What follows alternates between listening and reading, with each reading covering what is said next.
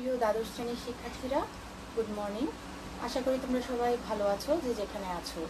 আমরা Martin Luther কলেজের online ক্লাসে আছি। আজকে আমরা লেকচার 49 করতে যাচ্ছি সবাই। আর আমরা অধ্যায় 6 আর্থিক বিবরণী বিশ্লেষণ, এই অধ্যায় থেকে সূত্রগুলো কন্টিনিউয়াসলি শিখে যাচ্ছি লিখে লিখে। তো আজকের ক্লাসে এই অধ্যায়ের বাকি যে কয়েকটা সূত্র আছে সেই কয়েকটা সূত্র আমরা লিখে শেষ করব। তোমরাও খাতায় উঠাবে এবং তোমাদের হিসাব বিজ্ঞান দ্বিতীয় পত্র বইটা সামনে খুলে প্রস্তুত থাকো। এই অধ্যায়ের সূত্রগুলো লেখা শেষ হলে আজকে আমরা আরেকটি সৃজনশীল ব্যবহারিক সমস্যার সমাধান করব। তো আজকে আমাদের গত ক্লাসে আমরা ঘ নাম্বারের অধীনে কার্যকলাপ বা সক্রিয়তার অনুপাত, এই অনুপাতের অধীনে আমরা 4 নাম্বার পর্যন্ত সূত্রগুলো লিখে ফেলেছিলাম। আজকে আমরা 5 এবং 6 অর্থাৎ ঘ এর অধীনে আমরা 6টা সূত্র শিখবো। প্রিভিয়াস ক্লাসে আমি কোন একটা ক্লাসে তোমাদের সেগুলোর নাম লিখে দিয়েছিলাম। তো আজকে সেই বাকি যে 2টা সূত্র আছে, গত ক্লাসে 4টা শেষ করেছি, আর বাকি যে 5 এবং 6 সিরিয়াল মেনটেন করে আমাদের খাতায় নাম অনুসারে আমরা যেটা লিখেছি, বইয়ের সিরিয়াল না, সেই সিরিয়াল অনুযায়ী আমাদের বাকি থাকে মূলধন আবর্তন বা বিনিয়োজিত মূলধন আবর্তন অনুপাত, এবং লাস্টেরটা থাকে আমাদের অনাদায়ী পাওনা অনুপাত, যেটাকে অন্য কথায় বলে আর একটু বড় নাম দিয়েও বলতে পারে প্রশ্নে, মোট দেনাদারের নিকট হতে প্রাপ্য টাকা ও অনাদায়ী পাওনার অনুপাত। অর্থাৎ আমাদের দেনাদারের কাছ থেকে একটা টাকা পাওয়ার কথা থাকে, যখন দেনাদার সৃষ্টি হয় একটা নির্দিষ্ট পরিমাণ টাকা পাওয়ার কথা থাকে। তো সময় অতিবাহিত হওয়ার কারণে অনেক সময় দেখা যায় যে যতটুকু টাকা আমাদের পাওনা থাকে বা প্রাপ্য হিসাবে আমরা ধরি, তো কোনো কারণে দেনাদার দেউলিয়া হয়ে গেলে বা দেনাদারের টাকা দিতে অসুবিধা হয়ে গেলে সেখান থেকে দেনাদার জানিয়ে দেয় যে এত টাকা দিতে পারবে না, বা সেটাকে আমরা অনাদায়ী পাওনা হিসাবে ধরি। তো এরকম যে আমরা দেনাদারের কাছ থেকে কতটুকু টাকা পাবো আর কতটুকু পাবো না, সেটার একটা অনুপাত নির্ণয় করার কথা বলা থাকতে পারে। সেটাকে এক কথায় বলা যায় অনাদায়ী পাওনার অনুপাত। অর্থাৎ আমাদের প্রশ্নে কোনো যদি অঙ্কের প্রশ্ন থাকে, যদি অনাদায়ী পাওনা অনুপাত নির্ণয় করতে বলে, সেটাকে এই নামেও বলতে পারে অথবা দ্বিতীয় যে বড় নামটা সেই নাম দিয়েও বলতে পারে। আমরা যখন সূত্রটা লিখবো আমি এই নাম দিয়ে আজকে লিখে দিব, কিন্তু তোমরা খাতায় এই নামটাও কিন্তু অবলিক দিয়ে লিখে রাখবে, যেন তোমরা বুঝতে পারো আসলে 2টা কথার মানে কিন্তু একই, আর অনুপাত নির্ণয় সূত্রটাও কিন্তু এক্ষেত্রে একই। আর বিনিয়োজিত মূলধন আবর্তন অনুপাত, এটাকে অন্য কথায় সংক্ষেপে মূলধন আবর্তনও বলতে পারে প্রশ্নে, বা মূলধন আবর্তন অনুপাত নির্ণয় করো। 2টা শব্দ দিয়ে বা 2টা বাক্য দিয়ে কথাটা বলতে পারে, কিন্তু মিনিং কিন্তু এক এবং সূত্র কিন্তু এক। তাই আমরা এই পর্যন্ত শুরু থেকে আজকের ক্লাস পর্যন্ত সব সূত্রের নামগুলো ভালোভাবে জেনে রাখবো, কারণ প্রত্যেকটা সূত্রেরই কিন্তু অথবা দিয়ে নাম আছে। আমি অবলিক দিয়ে দিয়ে যতটুকু পারা যায় বা বইতে প্রশ্ন ঘাটাঘাটি করে এই সূত্রটাকে আর কি কি নামে বলা হয়েছে সেগুলো আমি স্টাডি করে কিন্তু তোমাদের প্রত্যেকটা সূত্রের অথবা দিয়ে বা বিকল্প যে নামটা আছে সেটা কিন্তু আমি তোমাদের লিখে দিচ্ছি, তোমরাও তোমাদের খাতায় সেভাবে লিখে রাখবে। তাহলে আজকে আমরা আমাদের কার্যকলাপ বা সক্রিয়তার অনুপাত নির্ণয়ের সূত্রগুলো শেষ করার মাধ্যমে আজকে আমরা অধ্যায় 6 এর সূত্র লেখা শেষ করব, এবং এর সাথে সাথে তো আমরা ব্যবহারিক সমস্যার সমাধানও করছি, আজকেও একটা করব। এভাবে আজকের ক্লাসের শেষের দিকে আমি তোমাদের এই চ্যাপ্টারের কিছু উদাহরণের অঙ্ক দেখিয়ে দিব একদম শুরু থেকে শেষ পর্যন্ত, তোমরা সেগুলো বাসায় প্র্যাকটিস করতে থাকবে। আর এর মধ্যে অনেকগুলো অঙ্ক আমাদের করা হয়ে গেছে, যারা যারা তোমরা এখনো আমার প্রিভিয়াস ক্লাসগুলোর SW গুলো করোনি, তোমরা সেই অঙ্কের যেগুলো আজকে দাগিয়ে দিব সেগুলো থেকে তোমরা সিরিয়াল মেনটেন করে অঙ্কগুলো করার চেষ্টা করবে বা বাসায় প্র্যাকটিস করবে কন্টিনিউয়াসলি। আচ্ছা, মূলধন আবর্তন বা বিনিয়োজিত মূলধন আবর্তন অনুপাত, এটার সূত্রটা হচ্ছে, এখানে যদি আমরা সমান সমান চিহ্ন দেই, এখানে জায়গা নেই, তোমরা খাতায় লিখো কার্যকলাপ বা সক্রিয়তার অনুপাত ঘ নাম্বার, এর অধীনে 5 নাম্বার। গত ক্লাসে যেখানে 4 নাম্বার শেষ করেছো তারপর থেকে 5 শুরু করো। এই সূত্রটা হচ্ছে, উপরে হচ্ছে নিট বিক্রয়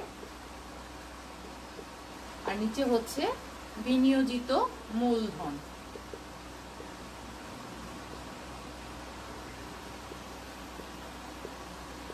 এই সূত্রটাই হচ্ছে মূলত মূলধন আবর্তন অনুপাত নির্ণয়ের সূত্র বা বিনিয়োজিত মূলধন আবর্তন অনুপাত নির্ণয়ের সূত্র, ঠিক আছে। আর এর আদর্শ গড় মান হচ্ছে 2 বার। আমরা কিন্তু জানি এর আদর্শ গড় মান, আমি তোমাদের সূত্রের নামগুলো যখন লিখে দিয়েছিলাম তখনই আদর্শ গড় মানগুলোর সাথে সাথে লিখে দিয়েছি।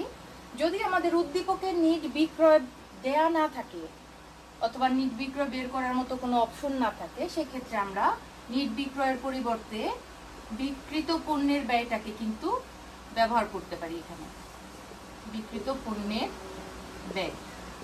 সুতরাং উদ্দীপক অনুযায়ী আমরা অঙ্কের সমাধান করব, সূত্রটা সেভাবে প্রয়োগ করব। নিট বিক্রয় হচ্ছে, প্রথমে আমরা ধরে নেব যে নিট বিক্রয় বিনিয়োজিত মূলধন, নিট বিক্রয়কে বিনিয়োজিত মূলধন দিয়ে ভাগ করব। যদি কোনো কারণে নিট বিক্রয় না থাকে বা নিট বিক্রয় বের করার মতো অপশন না থাকে, সেক্ষেত্রে আমরা বিক্রিত পণ্যের ব্যয়টাকে উদ্দীপক থেকে নিয়ে বা বের করে সেটাকে ব্যবহার করব। আচ্ছা, এখানে নিট বিক্রয়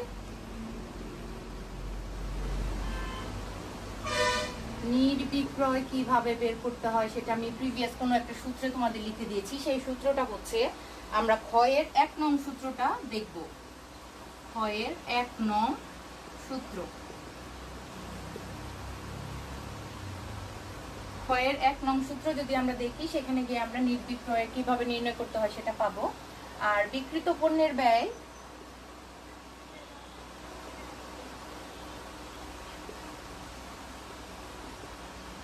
যদি উদ্দীপকে দেয়া থাকে তো ভালো, আর যদি দেয়া না থাকে সেটাও আমরা পাবো ক্ষয়ের 1 নং সূত্র হতে।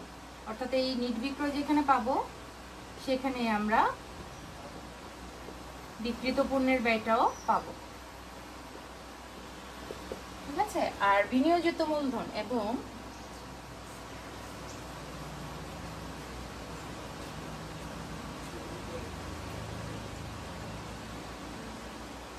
বিনিয়োজিত মূলধনটা আমি খুব বড় করে তোমাদের শিখিয়েছি বিকল্পভাবে কিভাবে বিনিয়োজিত মূলধন একভাবে নির্ণয় করা যায়, ওইটা না হলে আরেকভাবে। সেই সূত্রটা আমি তোমাদের শিখিয়েছিলাম আমাদের লাভ উপার্জন ক্ষমতার অনুপাতের মধ্যে যে বিনিয়োজিত মূলধনের উপর সুদ ও কর পূর্ব আয়ের হার বা আয়ের অনুপাত, সেই সূত্রের মধ্যে আমি তোমাদের বিনিয়োজিত মূলধনটা নির্ণয় করা শিখিয়েছিলাম। সেটা হচ্ছে তোমাদের ক্ষয়ের অধীনে তোমরা পাবে বিনিয়োজিত মূলধনের সূত্র ক্ষয়ের 4 নং, খ এ 4 নং সূত্র। দেখো, প্রত্যেকটা তোমাদের যেন কষ্ট না হয়, খুঁজে বের করতে না হয়, কিন্তু প্রত্যেকটা সূত্রের মধ্যে উপরের অংশ বা নিচের অংশ কিভাবে কোথায় তোমরা মানে কোথা থেকে তোমরা খুঁজে পাবে সেটা কিন্তু আমি তোমাদের বইয়ে লিখে দিচ্ছি।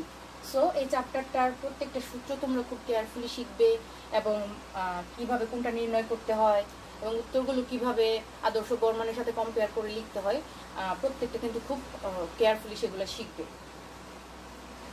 তাহলে মূলধন আবর্তন বা বিনিয়োজিত মূলধন আবর্তন অনুপাতের সূত্রটা হচ্ছে নিট বিক্রয় অথবা বিক্রিত পণ্যের ব্যয় ডিভাইডেড বাই বিনিয়োজিত মূলধন। যদি নিট বিক্রয় না থাকে তাহলে আমরা বিক্রিত পণ্যের ব্যয় ধরবো। আর নিট বিক্রয়টা কোত্থেকে পাবো? আমরা ক্ষয়ের অধীনে যে লাভ উপার্জন ক্ষমতার অনুপাত শিখেছি, সেখানে আমাদের 1 নাম্বার সূত্রে আমরা নিট বিক্রয় খুঁজে পাবো, কিভাবে বের করতে হয়। বিক্রিত পণ্যের ব্যয়টা আমরা সেখান থেকে পাবো, আর বিনিয়োজিত মূলধনটা আমরা সেই ক্ষয়ের অধীনে 4 নাম্বার সূত্রটা যদি একটু দেখি, সেখানে আমরা এটা পাবো। আর এর আদর্শ গড় মান হচ্ছে 2 বার, এর বেশি হলে সেটা প্রতিষ্ঠানের জন্য ভালো, আর 2 বারের কম হলে সেটা প্রতিষ্ঠানের জন্য সুবিধাজনক না, অসন্তোষজনক।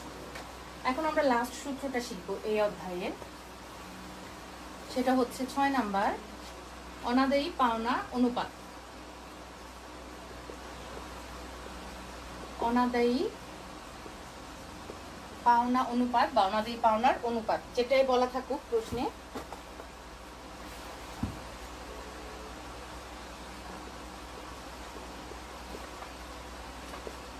এই অনুপাতের আরেকটা বড় নাম আছে, মোট দেনাদারের নিকট প্রাপ্য টাকা অথবা প্রাপ্য টাকা এবং অনাদায়ী পাওনার অনুপাত। অর্থাৎ মোট দেনাদারের নিকট হতে আমরা কত টাকা পাবো সেটা এবং কত টাকা পাবো না সেটার একটা অনুপাত।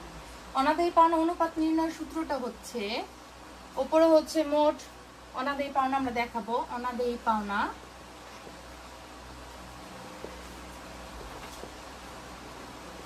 আর নিচে হচ্ছে প্রাপ্য হিসাব। প্রাপ্য হিসাব মানে দেনাদার, প্রাপ্য হিসাব অনাদায়ী পাওনা ডিভাইডেড বাই প্রাপ্য হিসাব বা দেনাদার, এটাকে আমরা 100 দিয়ে গুণ করব। এই অনুপাতের মধ্যে অর্থাৎ কার্যকলাপ বা সক্রিয়তার অনুপাতের মধ্যে আমাদের এই একটাই অনুপাত আছে যেটাকে শতকরা হার দিয়ে প্রকাশ করতে হয়, ঠিক আছে। তোমরা ছকের মধ্যে গেলেও দেখবে এর প্রত্যেকটা অনুপাত আমরা বিগত যে 5টা অনুপাত শিখেছি এর আগের, সেখানে আমরা প্রত্যেকটা অনুপাতের আদর্শ গড়মানকে বার দিয়ে প্রকাশ করেছি। অর্থাৎ আমাদের যে উত্তরটা আসবে সেটাকে আমরা বার দিয়ে প্রকাশ করব এবং আদর্শ গড়মানের সাথে কম্পেয়ার করব। শুধুমাত্র এই অনুপাতটা আমরা শতকরা হারে প্রকাশ করব, এই জন্য এখানে 100 দিয়ে গুণ করতে হয় সূত্রটাকে। অর্থাৎ অনাদায়ী পাওনা ডিভাইডেড বাই প্রাপ্য হিসাব গুণ 100। এর আদর্শ গড় মান আমি তোমাদের লিখে দিয়েছিলাম।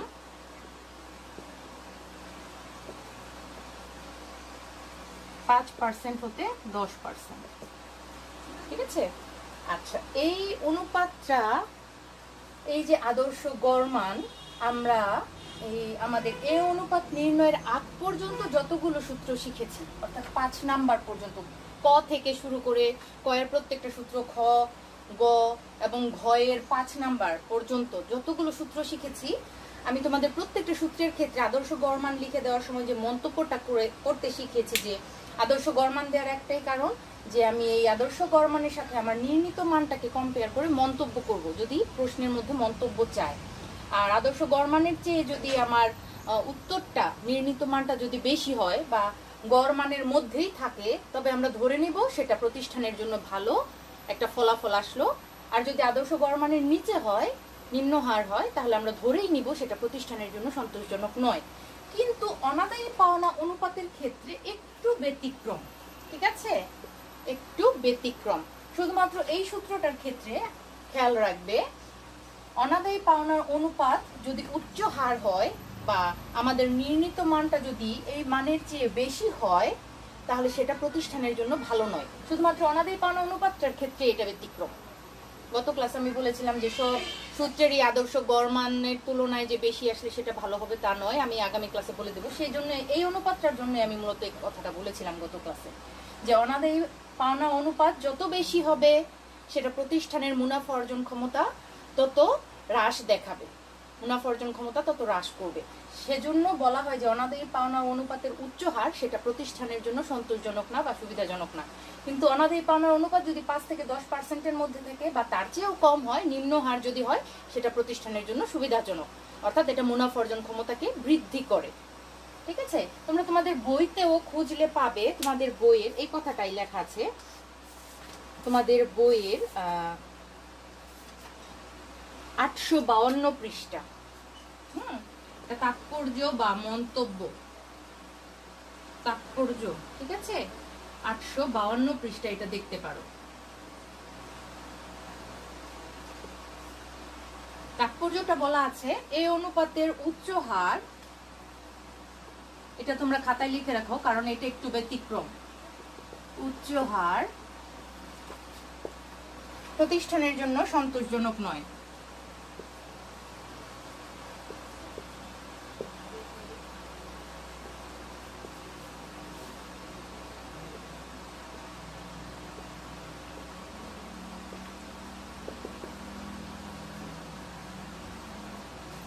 অর্থাৎ আদর্শ মানের চেয়ে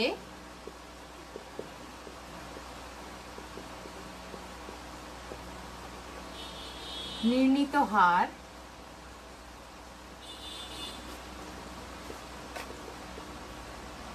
বেশি হলে তা প্রতিষ্ঠানের মুনাফা অর্জন ক্ষমতা হ্রাস দেখায়, হলে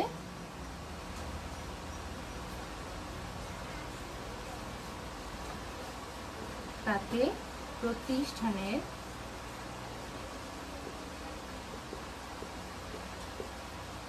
মুনাফা অর্জন ক্ষমতা হ্রাস পাবে। তাহলে এর অল্টারনেটিভ কথাটা তাহলে কি হবে, যদি আদর্শ মানের চেয়ে নির্ণীত মান কম হয়, বেশি হলে মুনাফা অর্জন ক্ষমতা হ্রাস পাবে, তাই প্রতিষ্ঠানের জন্য উচ্চ হারটা সন্তোষজনক না। আর কোনো কারণে যদি আদর্শ মানের চেয়ে নির্ণীত মানটা তাহলে বেশি জায়গায় যদি কম হয়, তাহলে আমরা বুঝবো সেটা প্রতিষ্ঠানের জন্য সুবিধাজনক বা সন্তোষজনক। তাহলে এই সূত্রটা তোমরা খুব ভালোভাবে মনে রাখবে, যেটা একমাত্র সূত্র অনাদায়ী পাওনা অনুপাত। আমরা যতগুলো সূত্র শিখেছি, অনাদায়ী পাওনার অনুপাতটা একটু ব্যতিক্রম। আদর্শ মানের চেয়ে হার বেশি হলে, আমাদের নির্ণীত মান বেশি হলে, সেটা প্রতিষ্ঠানের জন্য সন্তোষজনক নয়। আর আদর্শ মানের চেয়ে নিম্ন মান আসলে বা নিম্ন হার আসলে সেটা প্রতিষ্ঠানের জন্য সন্তোষজনক বা আদর্শ মানের মধ্যে যদি থাকে সেটা সুবিধাজনক বলতে পারি। উচ্চ হারটা কেন ভালো না? উচ্চ হার, অনাদায়ী পাওনার অনুপাত যত বেশি হবে বা উচ্চ হার হবে, সেটা প্রতিষ্ঠানের মুনাফা অর্জন ক্ষমতাকে হ্রাস করবে, সেজন্য ভালো না। আজকে তোমরা আশা করি খাতায় সূত্রগুলো প্রত্যেকটা লিখে নিয়েছো, নোটটাও লিখে নিয়েছো। আজকে তাহলে চলো আমরা যেটা বলেছিলাম যে একটা গাণিতিক সমস্যার সমাধান করব, সৃজনশীল ব্যবহারিক সমস্যার সমাধান করব, সেই অঙ্কটা আমরা এখন শুরু করি। আজকে আমি তোমাদের জন্য করব উদাহরণের একটা অঙ্ক। প্রিভিয়াস কোনো ক্লাসে আমি হয়তো এই অঙ্কের নাম্বারটা বলে দিয়েছিলাম কোনো একটা কারণে, কোনো একটা সূত্রের প্রয়োগ দেখানোর জন্য। সেই অঙ্কটা আজকে আমরা পুরোপুরি করব। সেটা হচ্ছে আমাদের উদাহরণ 31 করব আমরা আজকে, তোমাদের বইয়ের 892 পৃষ্ঠা। আজকে আমরা করব সৃজনশীল ব্যবহারিক সমস্যা ও সমাধান। একটা কথা মাথায় রেখো, এই চ্যাপ্টারের সূত্র কিন্তু আমাদের সবগুলো শেখা শেষ, লিখে দেওয়া শেষ। আর আজকে আমরা যেগুলো প্রিভিয়াস ক্লাস পর্যন্ত শিখেছি, আজকে আর নতুন 2টা সূত্র শিখে ফেললে আমাদের সবগুলো সূত্র শিখে হয়ে যাবে আদর্শ গড়মান সহ।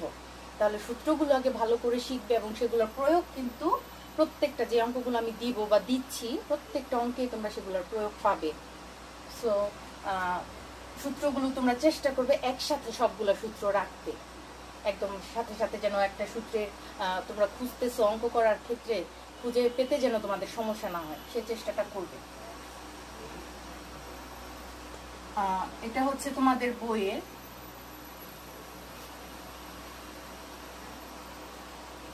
892 পৃষ্ঠা 31 নং। ঠিক আছে, প্রশ্নটা একটু পড়ি তোমাদের জন্য, তারপর আমরা সমাধানে যাব। আচ্ছা, এখানে দেয়া আছে 2014 সালের 31 ডিসেম্বর তারিখে মোহনা লিমিটেড এর আর্থিক অবস্থার বিবরণী দেয়া হলো। দায় দেনা দেয়া আছে আর ডান দিকে দেয়া আছে পরিসম্পদ। শেয়ার মূলধন দেয়া আছে দায় দেনার দিকে, শেয়ার মূলধন 6 লাখ টাকা, সাধারণ সঞ্চিতি 4 লাখ টাকা, 10% দীর্ঘমেয়াদী ঋণ 2 লাখ টাকা এবং চলতি দায় হচ্ছে 3 লাখ টাকা। মোট 15 লাখ টাকা হচ্ছে আমার দায় দেনা, মানে দায় আর মূলধন। আর পরিসম্পদের মধ্যে আছে স্থায়ী সম্পদ 6 লাখ টাকা, আর আছে চলতি সম্পদ, মজুদ পণ্য দেয়া আছে। চলতি সম্পদের মধ্যে মজুদ পণ্য 1,20,000 টাকা, এই মজুদ পণ্য সহ চলতি সম্পদ হচ্ছে 7 লাখ টাকা। মজুদ পণ্যটা আলাদাভাবে দেওয়ার নিশ্চয়ই কোনো কারণ আছে, কারণ নিশ্চয়ই কোনো সূত্রে আমার মজুদ পণ্যটা আলাদাভাবে লাগবে তাই। আর প্রাথমিক খরচ দেয়া আছে 2 লাখ টাকা, টোটাল 15 লাখ টাকা।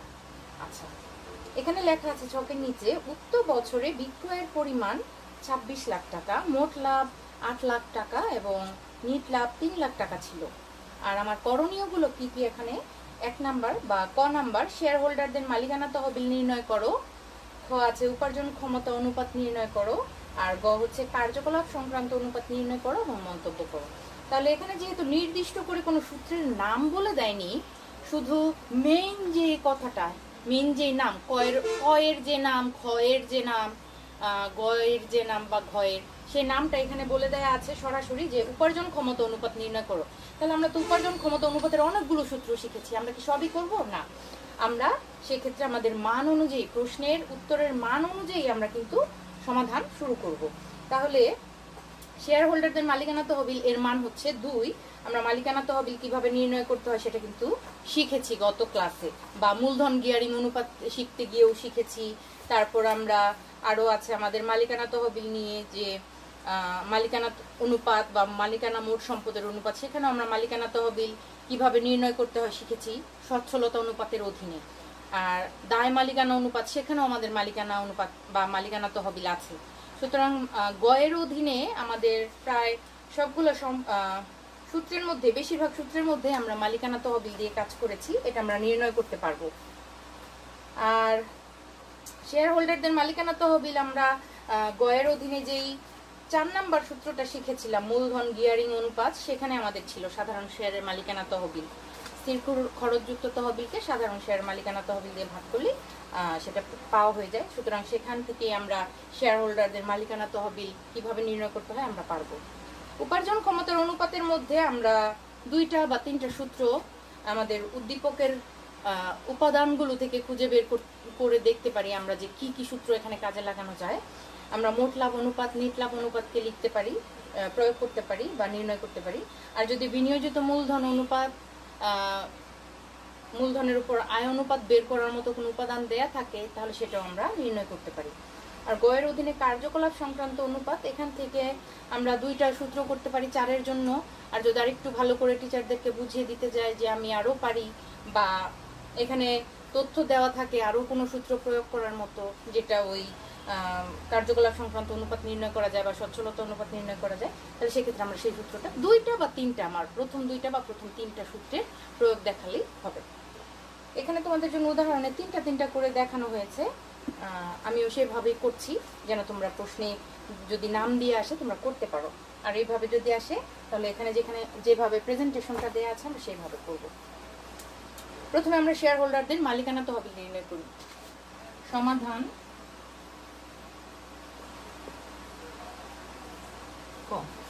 শেয়ার হোল্ডারদের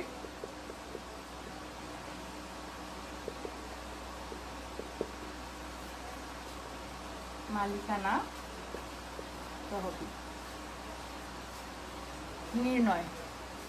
মালিকানা তহবিল নির্ণয় আমরা শিখেছিলাম গয়ের 1 নং সূত্র। ঠিক আছে, গয়ের 1 নং সূত্রে যদি যাই, 1 নং সূত্রটা ছিল আমার দায় মালিকানা অনুপাত। সেখানে মালিকানা তহবিল নির্ণয় করতে হয় সাধারণ শেয়ার মূলধন, অগ্রাধিকার শেয়ার মূলধন, মূলধন সঞ্চিতি, সাধারণ সঞ্চিতি, লভ্যাংশ সমতাকরণ তহবিল, সিঙ্কিং ফান্ড, রক্ষিত আয়ের উদ্বৃত্ত, অন্যান্য মুক্ত সঞ্চিতি ইত্যাদি একত্রে যোগ করে সেখান থেকে ভুয়া, কাল্পনিক বা মূল্যহীন সম্পত্তি বা অস্পর্শনীয় সম্পত্তি যদি দেওয়া থাকে সেটা বাদ দিতে হয়।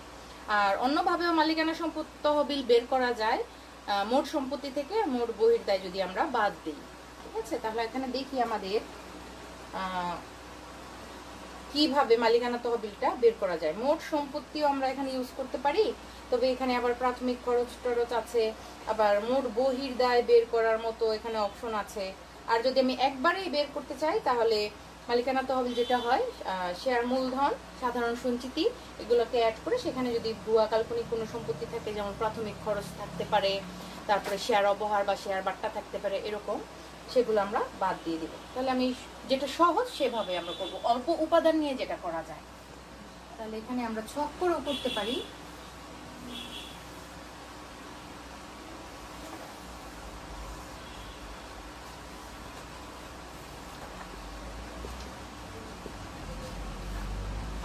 শেয়ার মূলধন যেটা মালিকানা তহবিলের প্রথম অংশ, প্রথম এবং প্রধান।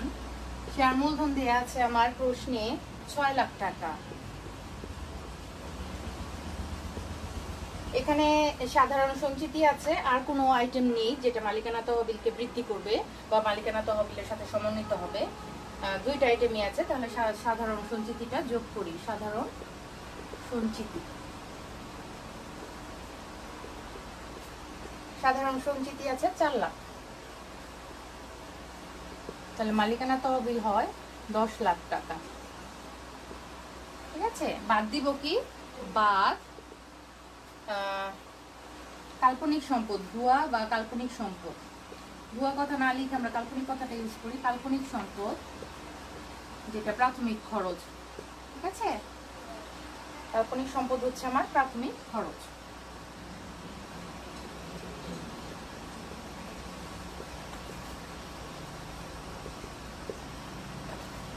প্রাথমিক খরচ দেওয়া আছে 2 লাখ।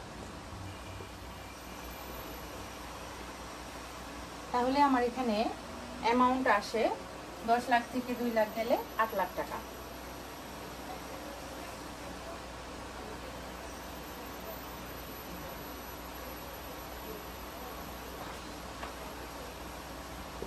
এটাই হচ্ছে আমার সাধারণ বা শেয়ার হোল্ডারদের মালিকানা তহবিলের পরিমাণ। ঠিক আছে, এখন আমরা ক্ষয়ে যাই।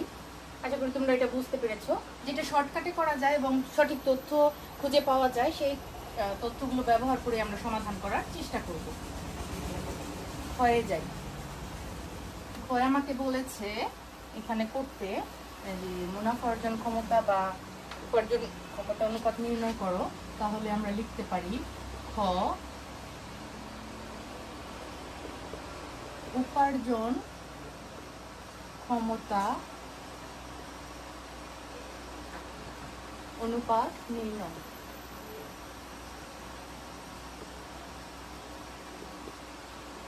এই অঙ্কটা কিন্তু ইম্পর্টেন্ট, কারণ এখানে আমাদের গণনা অনেক কিভাবে প্রেজেন্টেশন করতে হয় বা কিভাবে সমাধান করতে হয় সেগুলো সুন্দরভাবে দেখানো আছে। এই অঙ্কটা খুব কেয়ারফুলি পড়বে, শিখবে। উপার্জন ক্ষমতার অনুপাতের মধ্যে আমি 1 নম্বরে রাখতে পারি মোট লাভ অনুপাত। মোট লাভ অনুপাত, মোট লাভ অনুপাত কিভাবে নির্ণয় করব? মোট লাভ ডিভাইডেড বাই নেট বিক্রয়। আর এখানে উপার্জন ক্ষমতাকে আমরা শতকরা হারে প্রকাশ করব, তাই 100 দিয়ে গুণ। উপার্জন ক্ষমতার অনুপাতগুলোকে আমরা শতকরা হারে প্রকাশ করি। তাহলে মোট লাভ অনুপাত হচ্ছে মোট লাভ ডিভাইডেড বাই নেট বিক্রয় গুণ 100। এখানে মোট লাভ দেয়া আছে, দেখো 8 লাখ টাকা, ছকের নিচে তথ্য দেওয়া আছে 8 লাখ টাকা, এবং সারা বছরে বিক্রয়ের পরিমাণ ছিল 26 লাখ। যেহেতু নিট বিক্রয় বের করার মতো কোনো অপশন নাই, বিক্রয় ফেরত বা বিক্রয় বাট্টা এগুলো কিছু বলা নেই, তাহলে মোট বিক্রয়কে আমরা নিট বিক্রয় হিসাবে এখানে দেখাতে পারি। যেটা মোট বিক্রয় সেটাই নিট। 26 লাখ গুণ 100, তোমরা ক্যালকুলেটরে করো, 8 লাখকে 26 লাখ দিয়ে ভাগ করো, তারপর 100 দিয়ে গুণ করো, দেখো তোমাদের অ্যান্সার আসবে। ক্যালকুলেটরে করো, কাটাকাটি করো, এখানে 5টা শূন্য কাটাকাটি করে দাও, তারপর এখানে দেখো তোমাদের কত আসে।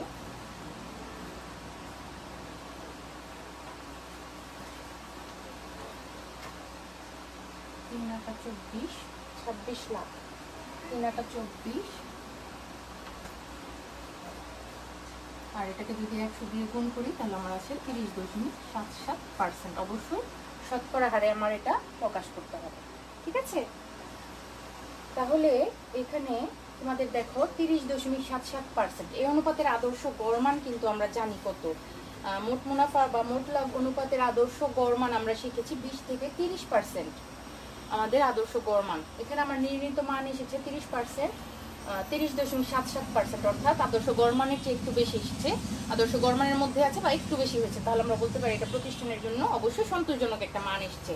যেহেতু এখানে মন্তব্য করতে বলে নাই, তাহলে এটাই আমার একটা নির্ণীত মান, এটাই উত্তর মোট লাভ অনুপাতে। আর দ্বিতীয়টা হচ্ছে নিট লাভ অনুপাত। নিট লাভ অনুপাত, নিট লাভ অনুপাতের ক্ষেত্রে আমরা কি লিখব? নিট লাভ ডিভাইডেড বাই নিট বিক্রয় গুণ 100। আচ্ছা, আমার এখানে নিট লাভ কত আছে একটু বের করে নিতে হবে, এই নিট লাভটা, ঠিক আছে? তাহলে নিট লাভ এখানে আছে আমার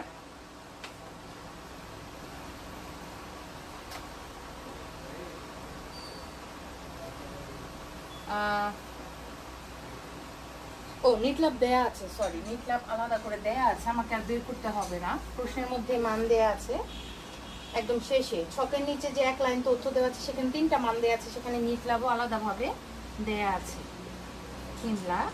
আর নিট বিক্রয় হচ্ছে 26 লাখ গুণ 100। এখানে তোমরা কাটাকাটি করো, দেখো তোমাদের মান কত আসে।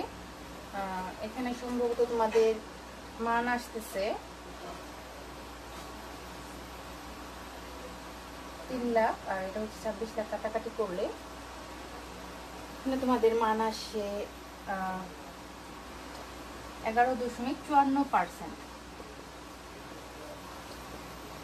ঠিক আছে? নিট লাভ অনুপাত।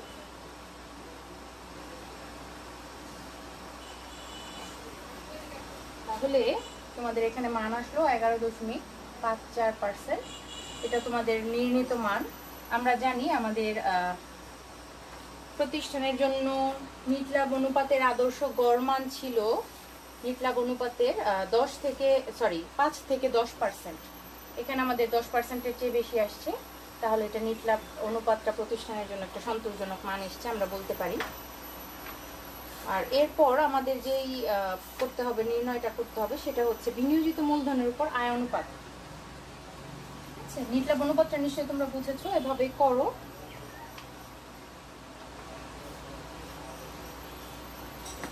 এখন আমরা করব বিনিয়োজিত মূলধনের উপর আয় অনুপাত।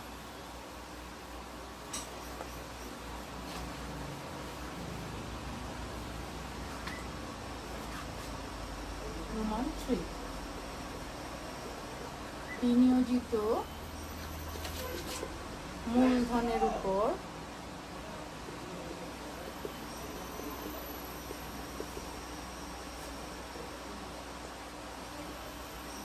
আয় অনুপাত। আমরা এটা জানি, এখানে লিখতে হতো, এটাকে আমরা এখানে লিখলাম। এটা আমরা জানি সুদ ও কর পূর্ব নিট লাভ লিখতে হয় উপরে, সুদ ও কর পূর্ব নিট লাভ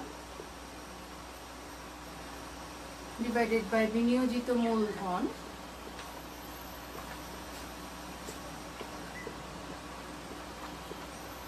গুণ 100। ঠিক আছে, 100।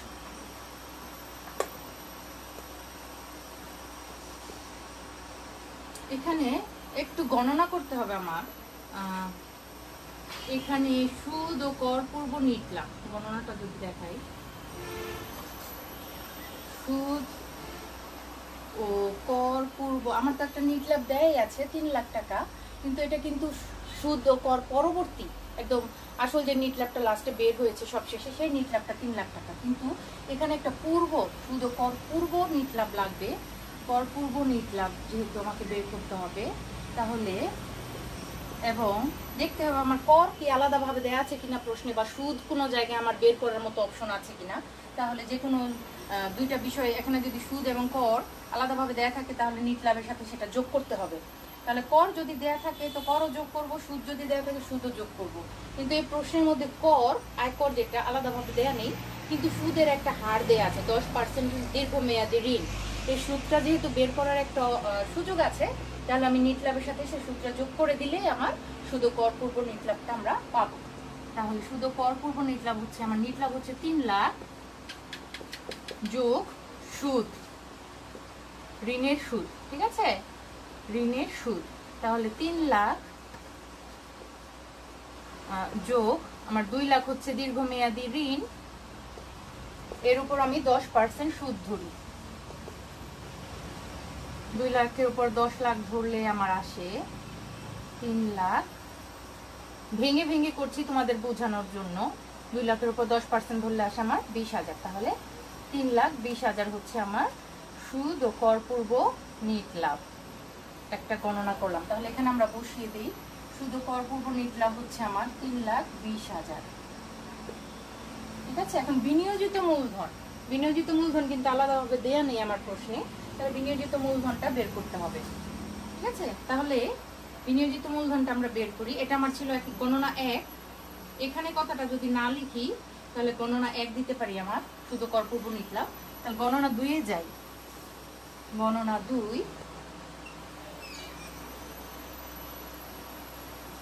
বিনিয়োজিত মূলধন আলাদাভাবে যেহেতু দেয়া নেই, বিনিয়োজিত মূলধন হচ্ছে মোট সম্পদ মাইনাস চলতি দায়। এখানে আমরা কিভাবে বিনিয়োজিত মূলধনটা বের করতে পারি, যেহেতু মোট সম্পদ মাইনাস চলতি দায় এখানে বের করার মতো অপশন থাকলেও, মোট সম্পদের ক্ষেত্রে আবার আমার প্রাথমিক খরচ বাদ দিতে হবে, সেভাবেও করতে পারি আমি। অথবা আমি যদি করতে পারি মোট সম্পদ মাইনাস চলতি দায়, মোট সম্পদ মাইনাস চলতি দায়। মোট সম্পদ আমার এখানে আছে 15 লাখ। মোট সম্পদ বের করার ক্ষেত্রে আমার বাদ ভুয়া বা কাল্পনিক সম্পদ, তাই না? তাহলে কাল্পনিক সম্পদ আছে আমার 2 লাখ। 2 লাখ এটা হচ্ছে কাল্পনিক। 15 লাখ থেকে কাল্পনিক সম্পদ হচ্ছে 2 লাখ। কোনটা কাল্পনিক সম্পদ? প্রাথমিক খরচ, যেটা প্রাথমিক খরচ এই যেটা। ঠিক আছে, 15 লাখ মাইনাস 2 লাখ কাল্পনিক সম্পদ, যেটা আমি একটু আগে করেছিলাম, যে কাল্পনিক সম্পদটা বাদ দিয়েছি ক নাম্বারের অধীনে, সেই কাল্পনিক সম্পদ। আর মাইনাস চলতি দায় যদি বলি 3 লাখ, তাহলে আমার এখানে আসে 13 লাখ থেকে 15 লাখ থেকে 2 লাখ বাদ দিলে 13 লাখ, 13 লাখ থেকে 3 লাখ গেলে 10 লাখ। 10 লাখ হচ্ছে আমার বিনিয়োজিত মূলধন। দেখো আমি এটা এভাবে নির্ণয় করেছি, তোমাদের বইতে কিন্তু অন্যভাবে বিনিয়োজিত মূলধনটা নির্ণয় করেছে। তোমরা বইয়ের যে সমাধানটা আছে সেটাও ফলো করতে পারো। সেখানে মালিকানা তহবিল যোগ দীর্ঘমেয়াদী ঋণ সেভাবেও কিন্তু করেছে। মালিকানা তহবিল আমার আসছে ক নাম্বারে 8 লাখ, আর এর সাথে দীর্ঘমেয়াদী ঋণ 2 লাখ যোগ করলে সেখানেও কিন্তু আমার 10 লাখই আসে, দুইটাই ঠিক। তাহলে বিকল্পভাবে যে কোনো একটা তোমরা করবে, কারণ তথ্য কিন্তু দুইভাবে নির্ণয় করার জন্যই দেয়া আছে, দুইভাবে নির্ণয় করার মতো দেয়া আছে। তোমরা এভাবে করলেও রাইট হবে। বিকল্পভাবে বইয়ে তোমরা যেটা আছে 893 পৃষ্ঠা যেটা আছে সেটা ফলো করবে।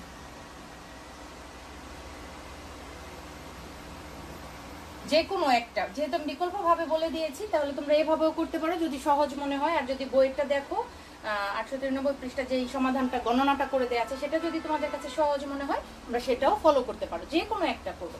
তাহলে এখানে আমি এটা 10 লাখ বসাতে পারি, কারণ যেভাবে করি না কেন মান কিন্তু 10 লাখই আসছে। এই ক্ষেত্রে আমরা ক্যালকুলেটরে যদি একটু ক্যালকুলেশনটা করি, আমাদের মান আসে 32%। ঠিক আছে, বিনিয়োজিত মূলধনের উপর সুদ ও করপূর্ব আয়ের হার এখানে 10 থেকে 15%, কিন্তু আমাদের নির্ণীত মান এসছে 32%। তাহলে অবশ্যই সেটা প্রতিষ্ঠানের জন্য ভালো। আশা করি তোমরা এটার নির্ণয়টা বুঝেছো। এই গণনাটা একটু সময় বেশি লেগেছে এবং নির্ণয় করতে সময় বেশি লেগেছে। গয়ের অধীনে তোমাদের জন্য আমি গত ক্লাসে কোনো একটা সূত্রের প্রয়োগ হয়তো দেখিয়েছিলাম। আজকে আমরা হয়তো গ নাম্বারটা সম্পূর্ণ করতে পারবো না, যেহেতু মন্তব্যের বিষয় বলা আছে। তাহলে গ নাম্বারটা তোমরা বাসায় একটু বই দেখে নিজেরা করবে। মজুদ আবর্তন অনুপাত আমাদের গত ক্লাসে শেখা হয়ে গেছে, মোট সম্পদ আবর্তন গত ক্লাসে আমাদের শেখা হয়ে গেছে। গয়ের অধীনে আমরা কার্যকলাপ অনুপাতের মাঝখানেরটা করব, যেটা নির্ণয়। এখানে আমরা করতে পারি মজুদ আবর্তন, যেগুলো করার মতো উপাদান বা তথ্য দেয়া আছে প্রশ্নে। মজুদ আবর্তন অনুপাত বা মজুদ আবর্তন যেটাই বলি না কেন, ঠিক আছে, অনুপাত শব্দ ইউজ করতে পারি। সেটা তোমরা শিখে ফেলেছো, বা গত ক্লাসে আমি তোমাদের এটা দেখতে বলেছিলাম এই উদাহরণটা। আমরা আরেকটা প্রয়োগ করতে পারি মূলধন আবর্তন অনুপাত। আজকে যে সূত্রটা 5 নম্বরে লিখে দিয়েছি, মূলধন আবর্তন অর্থাৎ বিনিয়োজিত মূলধনের উপর আবর্তন অনুপাত, মূলধন আবর্তন। এটা যেহেতু আজকে আমরা সূত্র শিখেছি সেটার প্রয়োগটা দেখাতে পারি। মূলধন আবর্তন বা মূলধন আবর্তন অনুপাত, এটা হচ্ছে নিট বিক্রয় ডিভাইডেড বাই বিনিয়োজিত মূলধন। নিট বিক্রয় ডিভাইডেড বাই বিনিয়োজিত মূলধন। আমাদের নিট বিক্রয়ও দেয়া আছে। নিট বিক্রয় হচ্ছে আমরা 26 লাখ দেখেছি, প্রয়োগ করেছি 26 লাখ ধরে। বিনিয়োজিত মূলধন একটু আগেই বের করলাম ক্ষয়ের লাস্টের সূত্রটায় 10 লাখ টাকা। ঠিক আছে, এখন তোমরা কাটাকাটি করো, দেখো তোমাদের নির্ণীত মান আসবে 2.60 বার। আমরা বিনিয়োজিত মূলধনের আবর্তন হার বা মূলধন আবর্তন অনুপাতের আদর্শ গড় মান দেখেছিলাম 2 বার। যেহেতু আমাদের মানটা একটু বেশি এসছে, অবশ্যই সেটা প্রতিষ্ঠানের জন্য সন্তোষজনক। আর লাস্টে যে রোমান 3 মোট সম্পদের আবর্তন, সেটাও আমি গত ক্লাসে তোমাদের সূত্র লিখে দিয়েছি এবং বলেছিলাম এটা প্রয়োগ দেখার জন্য তোমরা উদাহরণ 31টা দেখতে পারো। এখানে ওই সূত্রটাও আমরা জানি কিভাবে করতে হয়। আজকে সময় স্বল্পতার কারণে আর আমি এই দুইটা করলাম না, শুধু মাঝখানে যেহেতু আজকে আমরা এই সূত্রটা শিখেছি সেটার প্রয়োগটা দেখিয়েছি। এখন তোমাদের যেটা করণীয় সেটা হচ্ছে বইতে তোমরা এই করণীয়র যে মন্তব্য করার কথাটা বলা আছে গয়ের অধীনে এবং মন্তব্য এই মন্তব্যটা কিভাবে দেয়া আছে সেটা তোমরা একটু দেখবে। মন্তব্য কিন্তু লিখে লিখে থিওরির মতো দেয়া যায়, বিস্তারিত বর্ণনা সহ আবার ছক আকারে সংক্ষিপ্ত করেও দেয়া যায়। তাহলে তোমরা মন্তব্যটা বাসায় বই থেকে ফলো করে খাতায় করে লিখে রাখবে, ঠিক আছে? তাহলে এটা নির্ণয় করবে, এটা তোমাদের SW দিলাম, এটা SW দিলাম, আর এটা তো করেই দিয়েছি। মন্তব্যগুলো কিভাবে করেছে বইতে সেটা তোমরা শিখবে। আমি তোমাদের বলেছিলাম আজকের ক্লাসটা শেষের দিকে এই অধ্যায়ের কিছু উদাহরণের অঙ্ক আমি তোমাদের দিয়ে দিচ্ছি। তাহলে এই অধ্যায়ে আশা করি তোমরা কার্যকলাপের অনুপাতের সূত্র যে নির্ণয়টা দেখেছি সেটা করেছো। এখন আমি তোমাদের জন্য এই অধ্যায় থেকে কিছু ইম্পর্টেন্ট উদাহরণ তোমাদের দিব।